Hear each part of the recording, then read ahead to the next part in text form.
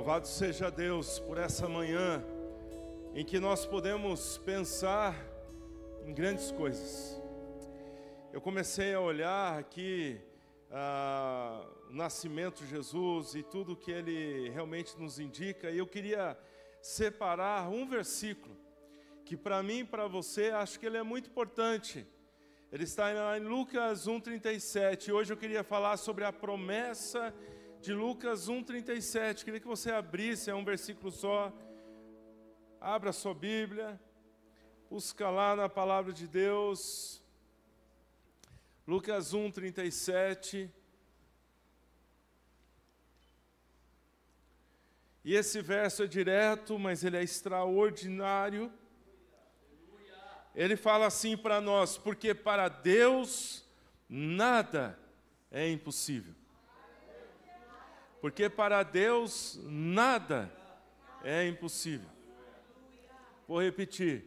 Porque para Deus, para o meu Deus, para o seu Deus, o Deus de nossa família, o Deus da sua família, o Deus da nossa posteridade, os nossos filhos, para o nosso Deus nada é impossível.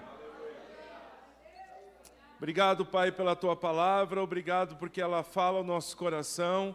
Vem com Teu poder e a Tua glória e manifesta-te nessa manhã. É a nossa oração, em nome de Jesus. Amém. Glória a Deus. Pode sentar, querido. Estava olhando aqui, irmão Adilson, louvando a Deus com um braço erguido, o outro a se erguer, né? Quero saudar também o irmão Luizão, que também não passou bem esses dias. O Virgílio, o pastor Virgílio também, que está sendo alvo da nossa oração. Estou vendo aqui também a Celeste e o Jaime, né? Somente o Jaime também, que passou lá pelo hospital. Então, acho que esse versículo é bom, hein, gente? É melhor a gente aquecer os nossos corações essa manhã, né? Estou vendo aqui a tia Selma também, que estava fazendo exames, outros irmãos e irmãs fazendo exames e tudo mais. Então, acho que esse versículo é bom, né? Quantos podem dizer amém? Amém. Quantos estão precisando de mais recurso financeiro na sua vida? Amém. Teve um amém bom aqui, né? Quantos estão precisando de uma família mais abençoada? Quando estão precisando de um cônjuge melhor, fala: Senhor, melhora o meu cônjuge. Amém? Ou seja, já está bom. já está bom. Imagina que é isso, né? Quero louvar a Deus aí pelo casalzinho que acabou de chegar, lua de mel, né? Porque para Deus nada é impossível. Até o menino já casou, né? Então, para Deus nada é impossível. Aleluia, né? Vamos aplaudir o casal que chegou de lua de mel, né? Perguntei para eles: posso dizer que o casamento é bom? Ele falou: pode dizer, pastor. Então estou dizendo, né? Aleluia. Mas eu queria compartilhar esse versículo porque ele é o versículo que está no nascimento de Jesus Cristo e ele dá essa mensagem para mim e para você, porque para Deus nada é impossível. Nós temos aqui Lucas, o evangelista. Ele é o único de todos os evangelistas que tem uma visão um pouco mais aberta ao mundo gentílico. Ele olha um pouco mais longe, ele olha um pouco mais amplo. Ele, por exemplo, conversa com Teófilo, por exemplo, que era uma pessoa importante da sua época. Então, na verdade, nós estamos falando que Lucas se preocupa com esses detalhes mais históricos. Ele fala sobre pobres, sobre mulheres, sobre estrangeiros e fala sobre a universalidade do amor de Deus. Como Deus, ele é universal no seu amor. Ele não é só o Deus dos judeus.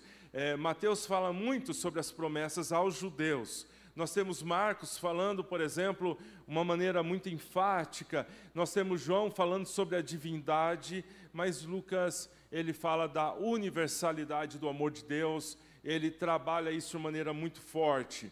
E o capítulo 1 de Lucas, em nossa Bíblia, ele trabalha especificamente a impossibilidade sendo superada pelo grande poder de Deus.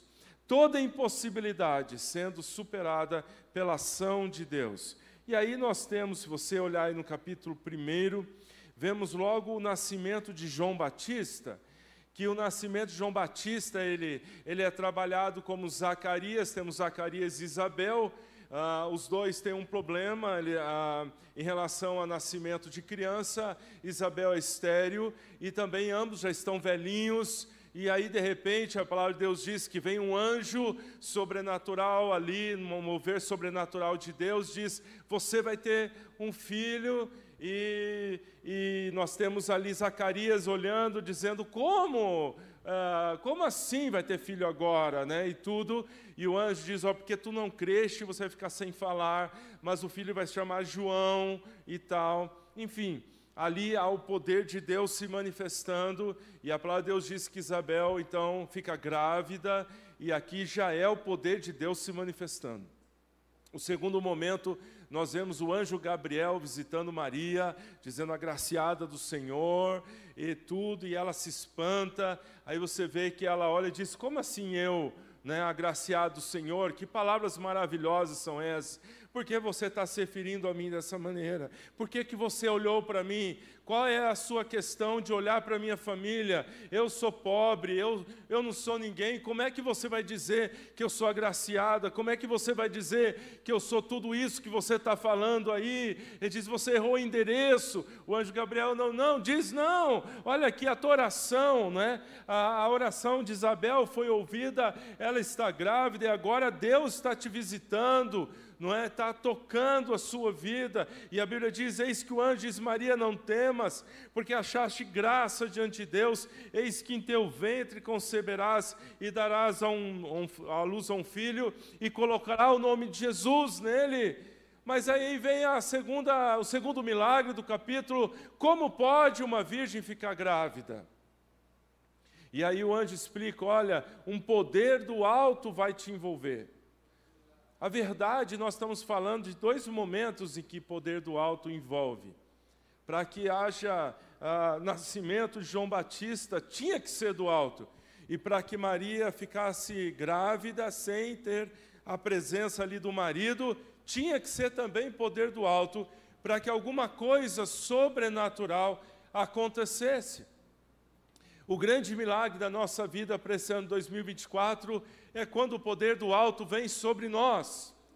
Quando a unção do Deus Todo-Poderoso desce sobre a nossa casa, sobre a nossa família, e de uma maneira sobrenatural, coisas incríveis começam a acontecer. E aí ele faz uma revelação, está em Lucas 1, 36, 37, diz: Isabel, tua prima, concebeu um filho em sua velhice.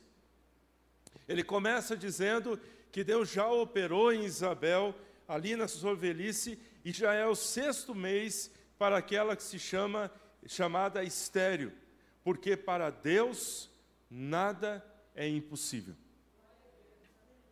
Eu quero que você olhe esse versículo, porque ele traz para nós uma temática muito forte para os nossos dias. Ele traz para mim, para você, para a nossa família, algo extremamente importante. Destaca a onipotência de Deus, mas de uma maneira tão forte, em primeiro lugar, trazendo conforto ao nosso coração. Porque se Deus ele é capaz de superar todo e qualquer obstáculo, ele acaba sendo um conforto ao nosso coração. Quando você encontra coisas na sua vida que você acha que é um obstáculo intransponível, que não há como você transpor aquilo, aí você diz: não, mas para Deus nada é impossível. Ao mesmo tempo que ele traz conforto, ele também traz ao nosso coração uma promessa. Promessas se cumprirão ao povo, mesmo que eu e você tenhamos que ultrapassar coisas impossíveis aos homens, nós sabemos que para Deus nada é impossível.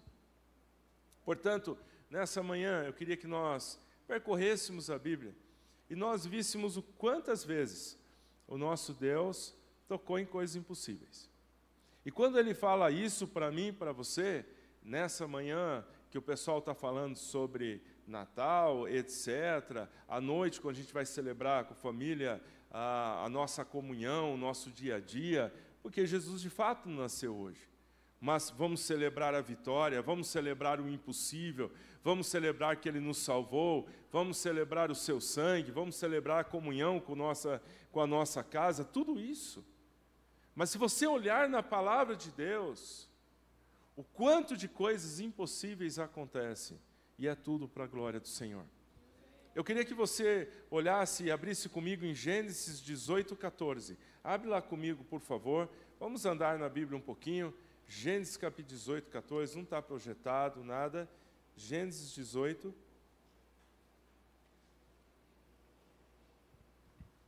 Nós temos aqui o nascimento de Isaac, Gênesis 18:14. E aí acontece algo incrível aqui. A Bíblia diz, Gênesis 18:14, existe alguma coisa impossível para o Senhor? Deus tira uma poderosa e grande nação de uma mulher que era estéril, também já estava em idade avançada.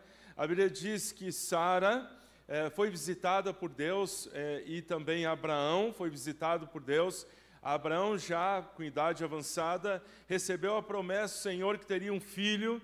E ele olha e diz, como eu já sou velho, e aí diz, não, de você vai vir uma grande nação. Israel vem de um homem, ele nasce de um milagre, nasce de um sinal poderoso de Deus, e Abraão com 90 anos, e Sara com 100 anos, e Sara com 90, e aí depois ela vai gerar com 90 anos, o que é impossível aos olhos de um homem, aos olhos de uma sociedade. Como é que pode uma mulher aos 90 anos gerar? A palavra de Deus está dizendo para nós que Deus tira uma poderosa nação de uma impossibilidade. Às vezes nós não entendemos as batalhas que enfrentamos, as lutas que temos que galgar em nossa vida, mas do ventre de uma mulher estéril, de uma idade avançada, Abraão com 100 anos, Sara com 90 anos, Isaac, aleluia, foi gerado. E quando você olha isso, o nome dele tem muito a ver conosco, é riso. Eu quero profetizar que no ano de 2024, você vai dar muita risada em Cristo Jesus, o Senhor. Que pessoas que vão olhar para você e vão dizer, não, me conta, como é que você conseguiu tamanha façanha? Você vai dar risada e diz, nem eu sei. Mas o que eu sei, que eu tenho uma criança no meu colo, amém? Alguns vão ter outras coisas. Alguns vão ter criança, amém, Levi? Oh, não? Dos outros. Então você tem que segurar a sua bênção. Mas a coisa gera um riso nas pessoas quando Sara com 91 anos vai gerar e Abraão com 101 anos vai ser pai. Isso é incrível para nós. A Bíblia diz, e diz Sara, Deus me tem feito riso, e todo aquele que ouvir vai rir comigo. O impossível de Deus vai trazer riso ao teu coração. Quantos querem esse riso do impossível?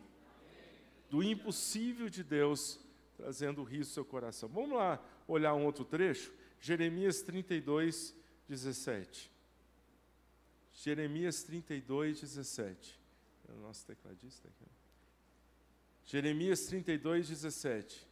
Diz a palavra de Deus assim, disse, pois, Jeremias, olha só, 32, 17 diz, nada é difícil demais para ti.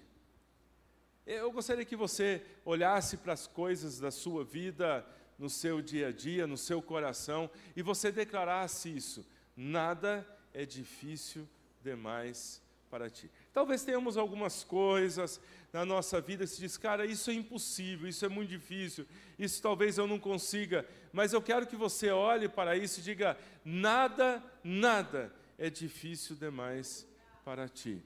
Levanta a sua mão comigo, declare isso. Fala, Deus, nada é difícil demais para ti. Eu queria que você olhasse isso, porque eu quero que você veja o quadro. Jeremias é um profeta, amém ou não? Amém ou não? Aí ele, como profeta, declara que a Babilônia vai invadir Israel, vai invadir Jerusalém, vai destruir Jerusalém, vai ficar tudo destruído, tudo arrebentado. Ele tem essa palavra de Deus, diz: os babilônicos estão invadindo. Aí acontece uma piada, é uma piada. O tio dele, sabendo que a Babilônia estava invadindo Jerusalém, chega para ele e diz: compra a minha terra. Vamos trocar em miúdos. Estão atacando a nossa cidade, estão arrebentando tudo, está caindo míssil para todo lado, prédios caindo, desmoronando, vila, cidade está sendo toda arrebentada, não tem água, não tem nada, tudo está sendo arrebentado. Chega um vizinho seu e diz: compra a minha casa. Você diz: o quê? Como assim comprar a tua casa? Como que eu vou comprar a tua casa se nem eu sei se vai ficar de pé? Compra a minha terra. Ainda colocou preço, moedas, valor. Eu acho que é uma piada. Aí Deus olhou para Jeremias e disse: pode comprar. Pode comprar. Semeie nessa terra, porque ela vai brotar. Sabe quando você acha que não vai brotar? Deus diz: vai brotar. Semeia na terra, porque ela vai brotar. Mas Deus, os indicativos, as muralhas, as casas, as bombas, a invasão babilônica. Compra a terra, porque assim diz o Senhor, vai brotar.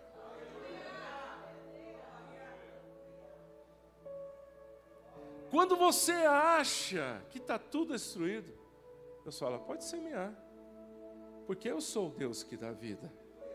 Eu é que faço prosperar. É de mim que sai a produção, a graça, a unção. Semeie na terra, porque ela vai brotar. Entende isso? Isso é forte demais.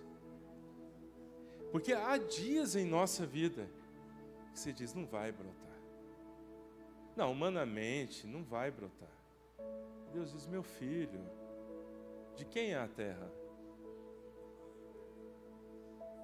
O que eu peço para você é: coloque a semente. Mas de mim vem a água, de mim vem a vida, e eu é que faço brotar. O cientista, uma vez, achando-se tão inteligente, pegou uma semente de feijão, colocou toda a sua experiência, pegou tudo que uma semente de feijão tem, fez uma semente de feijão igualzinha, e diz: agora vou plantar. Plantou uma semente de feijão normal e a semente de feijão que ele fez. A semente de feijão que o nosso Deus colocou vida, brotou. Aqui ele colocou a sua expertise, não brotou. Sabe por quê? Porque brota aquilo que Deus coloca o seu dedo. Você entende? Sabe quando você olha assim para a situação e Deus diz: meu filho, a Bíblia diz: eis que o teu tio virá a ti dizendo: compra a minha herdade que está em Anatote, pois você pode comprá-la, você é da família. E eu fico imaginando Jeremias olhando, dizendo: Deus, é piada.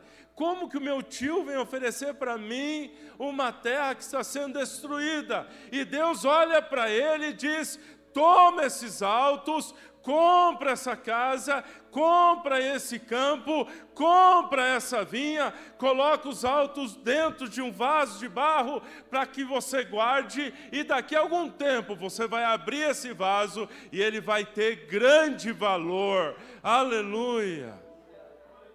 Compra, aposte. Nessa manhã eu falo para você: aposte no teu futuro.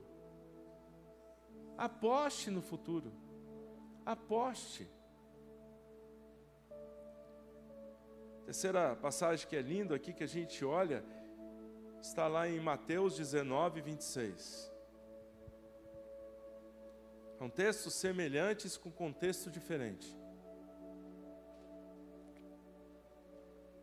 Bíblia diz aqui: para Deus todas as coisas são possíveis. Veja, é muito similar, muito parecido, só que o contexto é totalmente diferente. Os 3 evangelhos, Mateus, Marcos e Lucas, nos diz que um homem rico chega para Jesus. Mateus diz que ele era jovem e Lucas diz que ele era um governante. Os evangelhos sinópticos registram essa situação, dizendo que um rapaz chega para Jesus, rico, governador, chega para Jesus dizendo para ele: mestre, como faço para herdar a vida eterna? Jesus fala: cumpre aí os mandamentos e tudo mais. Como faço para ter a vida eterna? Ora, se você quer ter a vida eterna, então cumpre os mandamentos. Mas é impossível cumprir todos os mandamentos. Aí ele tenta conversar com Jesus, tenta trocar ideia, e aí ele chama Jesus de bom, diz: bom mestre, que farei para herdar a vida eterna? Diz: Senhor, guarda os mandamentos. Ele diz: mas eu já tenho guardado. Ora, é difícil acreditar que ele tivesse guardado todos, mas ele diz: já tenho guardado. Aí Jesus fala: então falta uma coisa. Pega então as suas riquezas e distribui. Jesus entendeu que as riquezas estavam sendo um suporte para alguma coisa que não estava boa na vida dele. E aí Jesus olha para o pessoal e ele sai muito triste, porque ele colocava ali a riqueza nele como suporte em sua vida. E Jesus falou: larga isso e vem, e dá uma mensagem para ele incrível: vem e segue-me. Olha, Jesus falou: vem e segue-me para Mateus, ele falou: vem e segue-me para os discípulos, e os discípulos deixaram tudo e seguiram. Pedro deixou tudo e seguiu. Mateus, que era uma pessoa muito rica, deixou tudo para seguir. Esse jovem ficou triste, porque este jovem tinha um suporte muito exagerado na riqueza que ele possuía. Sua vida estava muito forte ali, apoiado nessas coisas. E Jesus, entendendo isso, disse: olha, deixa de se apoiar nisso, vem e segue-me. E ele ficou muito triste. Bom, muito bem, aí que vem o texto que eu vou dizer. E os discípulos se admiraram e tornaram a dizer a Jesus: Senhor, quão difícil é para os que confiam na riqueza, Jesus falou, entrar no reino de Deus. O aprendizado que nós temos aqui, que se você é salvo como pessoa comum, não é? Nós somos salvos como pessoas comuns, não tem ninguém milionário, nós somos salvos como pessoas comuns, nós dependemos da graça.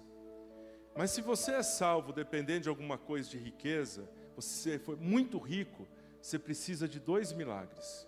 Um para não colocar a riqueza em primeiro lugar, e o segundo para ser salvo pela graça.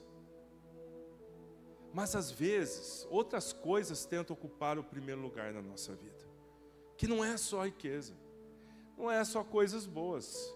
Muita gente rica que é humilde, muita gente extremamente rico que é uma bênção no reino de Deus. Mas às vezes qualquer coisa pode ocupar o primeiro lugar. E essa palavra para nós, ela é importantíssima. Porque tudo que nós colocamos em primeiro lugar pode tirar o milagre da nossa vida.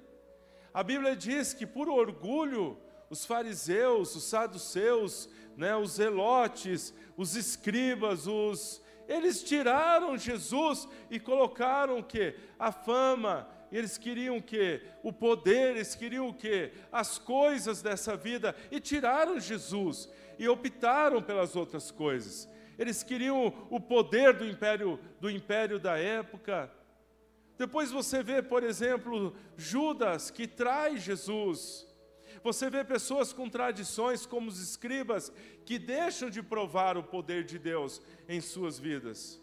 Ou pessoas que não conhecem a Cristo. Seja lá o que for, eu quero te chamar a atenção hoje para você colocar Jesus em primeiro lugar, porque verdadeiramente grande poder vem para nós quando Jesus está em primeiro lugar em nossa vida.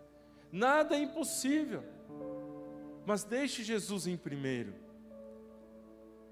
Abra comigo lá em Romanos capítulo 4, verso 21. Olha que trecho interessante.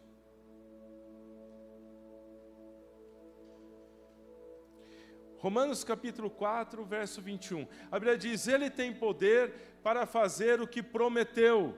Você pode dizer amém a isso? Eu quero convidar você para crer de maneira ousada nessa manhã. Não apenas crer ao redor quando está tudo razoável, mas quando tudo indica o contrário. Fé não é das aparências. Fé, ela é inabalável na fidelidade de Deus. Portanto, Romanos 4:21 diz: Ele tem poder de fazer o que prometeu. Vou repetir isso. O nosso Deus tem poder de fazer o que prometeu em nossa vida. A gente tem promessa, tem graça. Quantos têm promessa de Deus em sua vida? Quantos têm promessas do Senhor? Ele tem poder de fazer o que prometeu, o que Ele tem prometido para nós.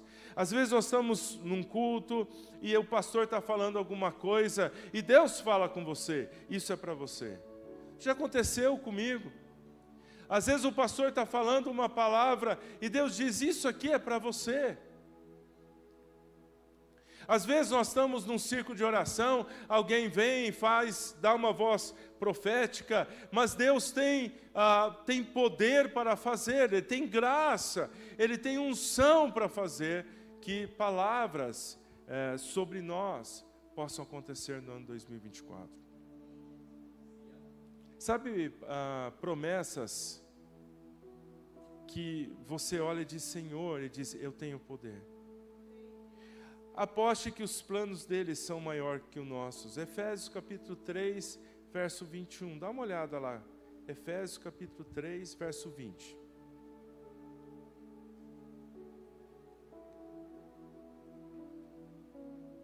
Efésios capítulo 3, verso 20. Esse verso, ele é extraordinário.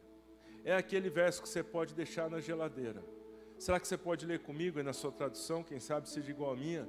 Diz aí, ora, aquele que é poderoso para fazer tudo mais abundantemente, além daquilo que pedimos ou pensamos, segundo o poder que em nós opera. Vamos lá juntos? Ora, aquele que é poderoso para fazer tudo muito mais abundantemente, além daquilo que pedimos ou pensamos, segundo o poder que em nós opera. Última vez, vamos lá? Da sua tradução, arrisque aí, vamos lá? Ora, aquele que é poderoso para fazer tudo muito mais abundantemente, além daquilo que pedimos ou pensamos, segundo o poder. Eu quero chamá-lo para não limitar Deus na sua expectativa.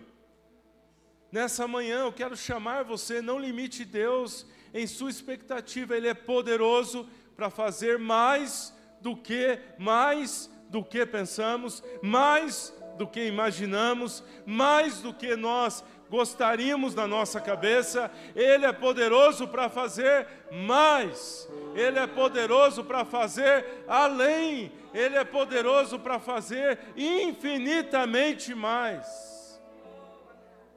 Eu quero que você veja isso. E olha que chave, o poder de Deus que em nós opera. Significa, Juliana, que o poder é operante. Significa, Francis, que o poder opera. Significa, William, que o poder está dentro de nós, mexendo, ele não está parado, ele está trabalhando. O nosso Deus é um Deus que trabalha pela nossa vida. O poder dele é operante, o poder dele, ele trabalha enquanto nós dormimos. Ó Israel, disse o profeta, quem é Deus semelhante ao nosso Deus, que trabalha quando com aqueles que nele confia? Ele faz infinitamente mais. Um dia chegou um rapaz para mim e falou assim, pastor, ore por mim. Eu disse, pois não. Ele disse, pastor, eu quero casar com a moça fulana de tal. Eu falei, legal, o que realmente você quer? Ele disse, eu quero casar com a moça fulana de tal. Eu disse, é mesmo? Que legal. Mas o que você quer? Quero casar com a moça fulano de tal. Porque a Bíblia diz que tudo que nós pedimos, Ele faz. Eu falei, é verdade. Mas faz infinitamente mais, além do que nós pedimos ou pensamos, é o que diz esse versículo. A questão é, o que você quer? Ele disse, eu quero casar com fulana. Perguntei de novo, ele falou, pastor, por que você está me perguntando de novo? Porque eu quero que você entenda o que você quer. Aí ele parou, olhou para dentro e disse, eu quero ser feliz. Falei, ótimo. Veja que já mudou. Se essa moça não for te fazer feliz, você a quer? Não, mas ela vai. Se ela não for te fazer feliz, você a quer? Infinitamente mais, além do que nós pedimos. Quantas vezes nós pedimos coisas para Deus que não são boas? Quantos já pediram alguém em sua vida e depois se arrependeu 2 semanas depois? Levante a mão, não precisa levantar. Quantos já foram adolescentes aqui? Levante a mão. Quantos tiveram paixão de final de semana? Sim ou não? Levanta a mão, deixa eu ver. Quantos tiveram paixão de final de semana? Deixa eu ver. Senhor, vem aqui no altar, né? Vem, pastor Eli. Pastor Eli, olha aqui pelos pedidos. O cara ajoelhado, chorando. Senhor, descobri que eu estou amando Jesus. Na outra semana, estou arrependido, Jesus. Não é essa pessoa, não. A gente faz isso na vida toda. Pedimos um emprego, pedimos algo, pedimos alguém, pedimos uma situação. E Deus diz, olha, eu vou fazer infinitamente mais, além do que você está pedindo ou pensando. Você que está casado, olhe para sua esposa e diz, está vendo, é verdade, aleluia. Deus faz infinitamente mais, além do que nós pedimos ou pensamos. Infinitamente mais, além do que pedimos ou pensamos. Eu quero que você olhe para esse trecho, porque nós somos o templo do Espírito Santo e nós somos chamados a reconhecer a presença constante do seu poder operando em nós. E agora eu queria voltar a Lucas capítulo 1:37, para nós terminarmos. Lucas 1:37, porque para Deus nada é impossível. Então, na verdade, é sobre a fé nesse poder de Deus, é sobre a onipotência de Deus que esse texto fala. Para Deus nada é impossível. Você vai ver esse impossível sendo quebrado em vários momentos da vida. O improvável, impossível e incrível foi o nascimento de Jesus. Maria era improvável, era casada com um homem insignificante em Israel, vivia num lugar desprezado, tinha uma escolha improvável. O nascimento era impossível. Maria era virgem. O anjo lhe disse, você vai conceber um filho, isso é impossível. Imagine você, senhoras, sendo visitada por um anjo do alto céu, em sua casa, olhando para você, batendo na sua porta e dizendo para você, olha, você vai ter um filho e você não vai escolher o nome dele. Como você se sentiria? Como que você abordaria essa questão? Que difícil deve ter sido para Maria, mas o filho dela era incrível. A Bíblia diz, ele será chamado Filho do Altíssimo, o Senhor Deus lhe dará um trono de Davi, ele reinará para sempre sobre a casa de Jacó, e o seu reino não terá fim. Então, na verdade, quando o anjo visita, ele traz uma situação improvável, impossível e incrível. Às vezes, quando Deus nos visita, é improvável, é impossível, mas é incrível o que Deus faz em nossa vida. A palavra grega para incrível, grande, extraordinário é megas. Jesus é megas para nós. Jesus é extraordinário, ele é poderoso, ele é incomparável. E se você olhar em toda a Bíblia reflete, está cheia de coisas impossíveis que aconteceram. Deus cria o mundo em 6 dias. Ele cria Adão do pó da terra.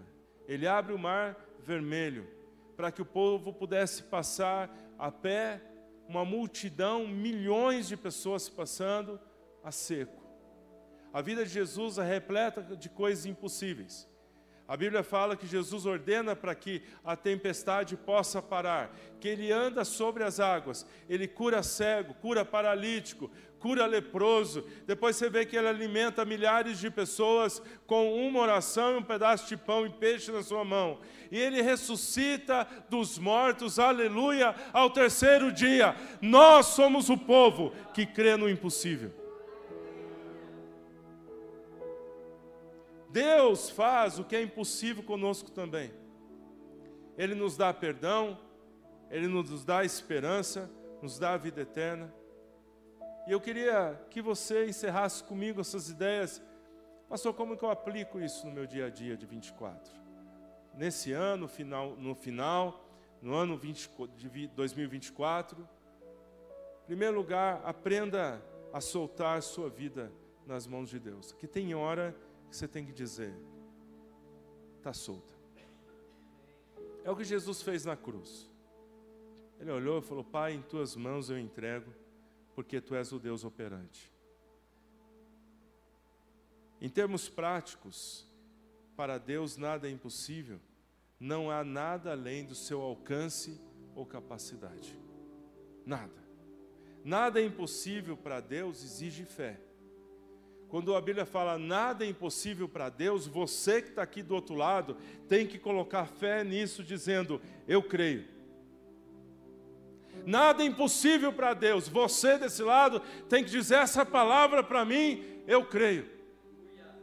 Eu sei que é loucura, eu sei que é impossível, eu sei que não tem como ser no olhar humano, mas você do outro lado diz, eu creio. Nada é impossível, eu creio. Nada é impossível para Deus, exige submissão. Quando você olha Maria, praticamente ela descreve sua vida assim, eis aqui uma escrava sua.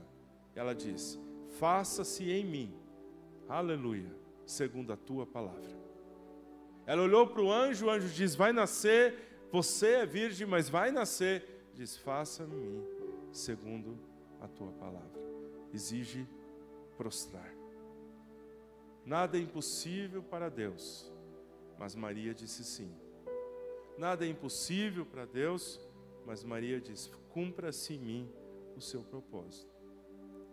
Queria que nós entendêssemos que há momentos na nossa vida que nós questionamos a bondade e o poder de Deus. Às vezes até a gente pergunta, será que vai chegar? Será que nós vamos ter uma manhã com essa bênção? Será que eu vou acordar sem dívida? Será que eu vou acordar com essa vitória na minha vida física? Será que eu vou vencer essa luta no aspecto emocional?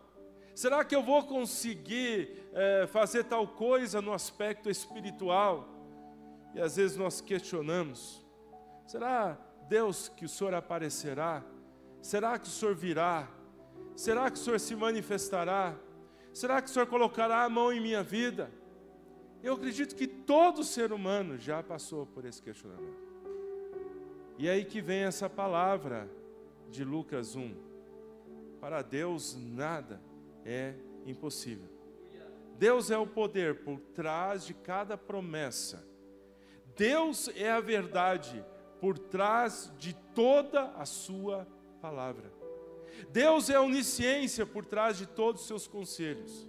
Ele é a mente sobrenatural que planejou, projetou um plano para a sua vida. Nenhuma promessa de Deus vai deixar de ser cumprida, porque a Bíblia diz que nele é o amém, para ele todas as coisas. Nenhum só tio, disse Jesus, cairá da sua palavra. Nenhuma promessa deixará de ser cumprida. Por quê? Porque Ele é Deus. E apesar de nós sermos fracos e às vezes oscilarmos, Ele permanece sólido com a sua promessa em nossa vida, com seus olhos sobre nós. Tem um rapaz que uma certa vez lá no seminário é muito comum ter aquela biblioteca que a gente entra para estudar.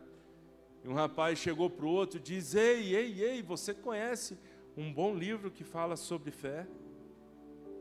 Um livro poderoso que eu pudesse ler aqui na minha meditação, no meu dia a dia.